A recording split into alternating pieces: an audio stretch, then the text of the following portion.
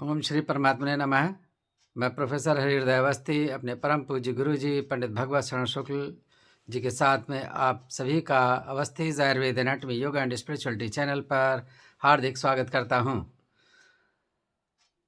हम लोग 9वें अध्याय में हैं और 9वें अध्याय का 13वां और 14वां श्लोक है, जिसमें चर्चा है कि देवी प्रकृति के आश्रित जो महाजन हैं, महात्मा जन हैं, वो भगवान को या मेरे को भजन करते हैं। इसकी चर्चा इस श्लोक में है। और वेद मूर्ति, तपोनिष्ठ, वेद, पुराण, उपनिषद, गीता के मर्मज्ञ हमारे गुरु जी पंडित भगवत शरण शुक्ल जी अब इन दोनों श्लोकों की विशद व्याख्या करेंगे और हम लोग को समझाएंगे कि ये किस प्रकार से है। तो अब मैं चलता हूँ अपने गुरु जी की ओर। व्याख्या मुद्रां कर सर सिजय पुस्तकम शंख चक्रे बिभ्रत भिन्न स्फटिक रुचिरे पुंडरीके निषण्णः अम्लानशीरमृत वृषदैरंश विप्लावयन्माम् आविर्भूयादनघ महिमा मानसे वागधीश। कृष्णाय वासुदेवाय हरे परमात्मने प्रणतक्लेशनाशाय गोविंदाय नमो नमः।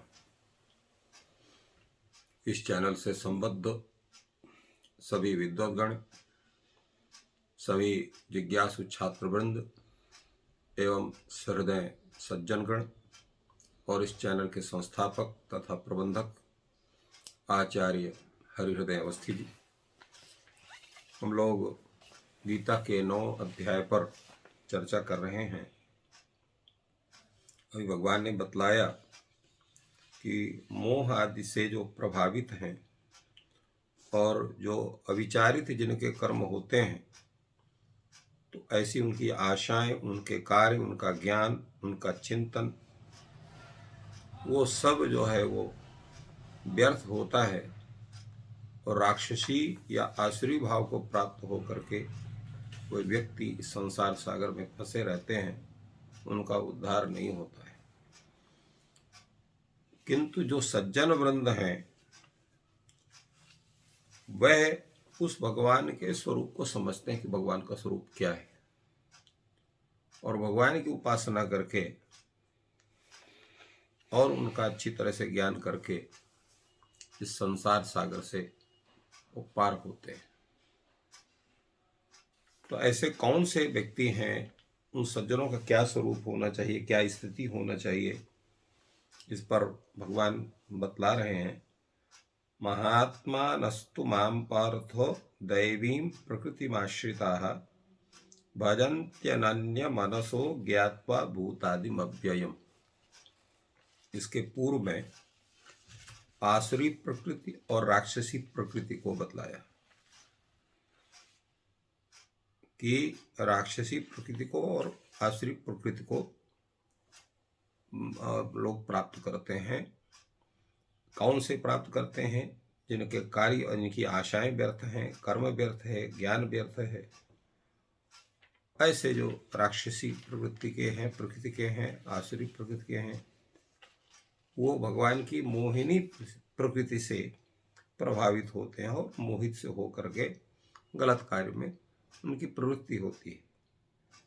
किंतु जो दैवी प्रकृति का आचरण करते हैं वो कौन होते हैं? महात्मा लोग होते हैं। दैवी प्रकृति के विषय में इसके पहले भी एक आध बार विवेचन हुआ है। दैवी प्रकृति दैवी संपत्ति कहते हैं, जिसका उल्लेख भगवान ने 16वें अध्याय के प्रारंभ में दैवी संपत्ति और आसुरी संपत्ति के रूप में चर्चा किया है। उन्होंने कहा भवन्ति संपदम दैवीम अभिजातस्य भारत, और उसने कहा ज्ञानम चाभिजातस्य पार्थ संपदम आसुरीम। इन शब्दों से उसकी चर्चा की है, जिसका विशेष विचार तो वहीं पर होगा। यहाँ एक सामान्य विचार भगवान कर रहे हैं कि महात्मा नस्तु ताम पार्थो दैवी प्रकृति आश्रयत। तात्पर्य क्या है इसका? ये दैवी विशेषण क्यों है? दैवी प्रकृति में आश्रिता है। प्रकृति की जो व्याख्या की गई, तो प्रकृति का स्वरूप तो एक ही है। तो दैवी प्रकृति या आसुरी प्रकृति या मानवीय प्रकृति या इसका कुछ इस तरह स्वरूप है या कोई दूसरा स्वरूप है, ये एक जिज्ञासा हो सकती है। तो अब दैवी संपत्ति या दैवी प्रकृति का तात्पर्य यह है कि जिसका स्वरूप पूर्ण रूप से सात्विक हो। जब वो सात्विक होगा तभी उसकी प्रवृत्ति सुंदर बनेगी। और जैसे गीता के 16वें अध्याय में कहा कि जो निर्भय हो, जिसका संपूर्ण आत्मशुद्धि हो, ज्ञान और योग से उसकी चित्त वृत्ति व्यवस्थित हो, दानशीलता, जितेंद्रियता, यज्ञादि अनुष्ठान, स्वाध्याय, तप, सरलता, अहिंसा, सत्य, अक्रोध, त्याग, शांति और ईर्ष्या रहित होना, सभी प्राणियों में जिसकी दया भाव हो, निर्लोभ हो और अत्यंत मृदु हो, जो गलत कार्यों के प्रति लज्जा रखता हो और जिसमें चपलता ना हो, जो तेजस्वी हो, क्षमाशील हो, धैर्यशाली हो, पवित्र हो और जो किसी से द्रोह ना करता हो, अभिमान जिसको नहीं है, ऐसा व्यक्ति ही वो दैवी संपत्ति युक्त माना जाता है। तो ये दैवी संपत्ति से जो युक्त व्यक्ति है उसको भगवान ने कहा वो महात्मा है। महान आत्मा यस्य असौ महात्मा, जिसकी आत्मा महान है। आत्मा महान कौन होता है, कौन महात्मा होता है?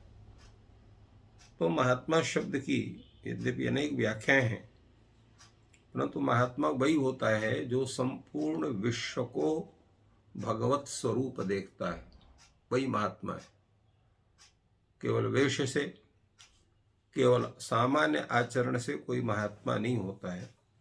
इसलिए निज प्रभुमय देखहि जगत कहीं सन करहि विरोध का स्वरूप होना चाहिए, जो अविरोध की स्थिति तभी बनती है जब संपूर्ण विश्व में, संपूर्ण प्राणियों में हम उस प्रभु के स्वरूप का ही दर्शन करते हैं। तो ऐसे जो महात्मा हैं वो क्या करते हैं कि भूतादिम अव्ययम अनन्य मनसा माम ज्ञात्वा। तो कहते हैं वो महात्मा कैसे हैं कि भूतादिम, संपूर्ण विश्व के जितने भी सृष्टि के प्राणी सबका आदि पुरुष मुझे जानते हैं। और अव्ययम, भूतादिम का मतलब क्या होगा? भूतानाम आदि इति भूतादि तम भूतादिम, संपूर्ण प्राणियों का आदिभूत, कारणभूत या प्रथम स्वरूप मानते हैं। और अव्ययम, अव्यय का अर्थ होता है जो विनाश रहित, जिसका कभी नाश नहीं होता है। ऐसे परमात्मा को और कैसे जानते हैं? अनन्य मनसः, अनन्य मनस अर्थात जिनका मन उस परमात्मा से अतिरिक्त कहीं दूसरे जगह या दूसरे चिंतन को नहीं करता है, वो अनन्य मन कहलाते हैं। परमात्मानं विना अन्यत मनः यस्य नास्ति, उस परमात्मा के अतिरिक्त जिसका कहीं भी मन जो है उसका अन्यत्र नहीं है, वो अनन्य मन है। तो जो अनन्य मन से अर्थात केवल परमात्मा व्यतिरिक्त किसी भी चिंतन का स्वरूप जिनके मस्तिष्क में नहीं है, जो उस परमात्मा को जो संपूर्ण विश्व का कारण है और जो विनाश रहित है, ऐसे उस परमात्मा का निरंतर भजन करते हैं। भजन्ति अनन्य मनसः ज्ञात्वा भूतादिम अव्ययम्। तो कैसे भजन करते हैं, उसको भजन का स्वरूप क्या है, किस रूप में भजन करते हैं? तो दूसरे श्लोक में कहते हैं सततम कीर्तयन्तो माम यतन्तश्च दृढ़व्रताः नमस्यन्तश्च माम भक्त्या नित्य युक्ता उपासते। तो सततम कीर्तयन्ता, निरंतर भगवान के नामों का संकीर्तन उनके मुख से होता रहता है, निरंतर कीर्तन। अब कीर्तन भी 2-3 तरह का हो सकता है, क्योंकि हमारे जप की जो विधि है वो 3 प्रकार की है, वाचिक, मानसिक और उपांशु। ये क्या है? वाचिक मतलब जोर जोर से उच्चारण करना भगवान नाम का। उपांशु का तात्पर्य हुआ केवल ओष्ठ चलेंगे, जिह्वा चलेगी, किंतु आवाज मुख से निकलेगी नहीं, उसको कहते हैं उपांशु जप। और तीसरा है मानस जप। न ओठ चलेगी, न जिह्वा चलेगी, न कोई आवाज होगी, मन से ही भगवान नाम स्मरण होगा। तो ये जो स्मरण की प्रक्रिया है, इसमें भगवान ने लिखा सततम कीर्तयंता, निरंतर। निरंतर का तात्पर्य है कि जागते, सोते, चलते फिरते, बैठे, जिस भी अवस्था में है वो भगवान नाम संकीर्तन होना चाहिए। और कैसे हैं वो निरंतर भजन करने वाले? यतंतश्च, निरंतर भगवत प्राप्ति के लिए उनका प्रयास चलता रहता है। और दृढ़व्रता है, उनका जो कार्य है, विधान है, जो भगवान नाम संकीर्तन और उस भगवत प्राप्ति के प्रति जो उनका प्रयत्न है, उस विषय में दृढ़ संकल्प है। इस विषय में कई आख्यान भी छोटे बड़े मिलते हैं कि एक कोई भक्त थे, वो तपश्चर्या कर रहे थे, और एक कोई सामान्य व्यक्ति वो भी तपश्चर्या कर रहा था। तो एक जो है वो इमली के पेड़ के नीचे तपस्या कर रहे थे, और एक पीपल के पेड़ के नीचे तपस्या कर रहे थे। संयोग से नारद निकलते हैं, बहुत दिन उन लोगों को तपस्या करते हुआ। तो नारद जब गए तो उन्होंने पीपल के पेड़ के नीचे जो व्यक्ति बैठा था उससे वो उनसे भगवान को देखकर कहता, महाराज आप भगवान के पास जा रहे हैं, अब भगवान से पूछिएगा कि मुझे भगवान के दर्शन कब होंगे। और इसी तरह से जो व्यक्ति बैठा था इमली के पेड़ के नीचे, उसने भी प्रश्न किया। भगवान ने दोनों की बातों को जानने के लिए नारद जी से पूछा, तो नारद जी ने बताया कि इस तरह के उनके प्रश्न हैं। भगवान ने कहा ठीक है, आप उनको दोनों को उत्तर दे दीजिएगा, जिस वृक्ष के नीचे हैं वो और उसमें जितने पत्ते हैं उतने वर्ष की तपस्या के पश्चात उनको हमारा दर्शन होगा। उन्होंने आकर बताया। तो जो व्यक्ति पीपल के पेड़ के नीचे था, उसने देखा कि पीपल में तो बहुत पत्ते हैं, तब तक तो मैं मर जाऊंगा, इतने वर्ष तो मेरा जीवन ही नहीं है, तो भगवान के दर्शन होंगे नहीं, इसलिए मुझे तपस्या करना मेरा बेकार है। और उठ करके वो चला जाता है। और जब वो व्यक्ति जो इमली के नीचे था, उसको जब उन्होंने बताया कि ऐसा भगवान का आदेश है, तो बड़ा प्रसन्न हो जाता है। वो नाचने लगता है, गाने लगता है, और इतनी प्रसन्नता उसको होती है कि भगवान ने, अगर वो बोलता है कि अगर भगवान के ने दर्शन देने के लिए कहा तो अवश्य देंगे, मुझे अपना प्रयत्न नहीं छोड़ना चाहिए।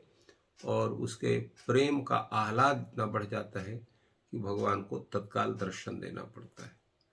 तो इस कथानक का तात्पर्य ये है कि जो दृढ़ संकल्प हो करके भगवान नाम संकीर्तन करते हैं, उनका भजन करते हैं, उनके प्राप्ति करने का प्रयत्न करते हैं, तो उनको शीघ्र फल प्राप्त होता है। भगवान ने यहाँ पर इसी बात को बतलाया कि सततम कीर्तयन्तो माम यतन्तश्च दृढ़व्रताः नमस्यन्त्यश्च माम भक्त्या नित्युक्ता उपासते। वैसे जो दृढ़व्रता, जो दृढ़ निश्चय वाले हैं, कर लेते हैं भगवान का दर्शन करना ही करना है। उसके लिए क्या करना है? सततम कीर्तयन्ता, निरंतर भगवान का संकीर्तन करना है, और भक्ति पूर्वक उनको निरंतर नमस्कार करते रहना है। और इस तरह से ध्यान में जब हम अनन्य भाव से बैठते हैं तो उस परमात्मा का साक्षात्कार होता ही है। जैसे है कि कोई भी आप सिद्धि करते हैं, कोई भी कार्य विशेष करते हैं, तो उसका प्रयत्न आपका अगर बीच में समाप्त नहीं होता है तो उस कार्य की सिद्धि आपकी होती ही है। अगर बीच में आपका प्रयत्न समाप्त हो गया किसी भी कारणवश, तो फिर आपको सिद्धि नहीं प्राप्त हो सकती। तो भगवान ये कहते हैं, इसलिए सततम शब्द का प्रयोग किया। सततम कीर्तयंत और यतंतश्च भी कहा। केवल कीर्तन करने से नहीं होगा, तद्भूत यत्न भी करना होगा। जो भी इस प्रक्रिया है, क्योंकि प्रत्येक कार्य की संपादन की प्रक्रिया भिन्न भिन्न है, तो उस प्रक्रिया का संपादन भी आपको करना पड़ेगा।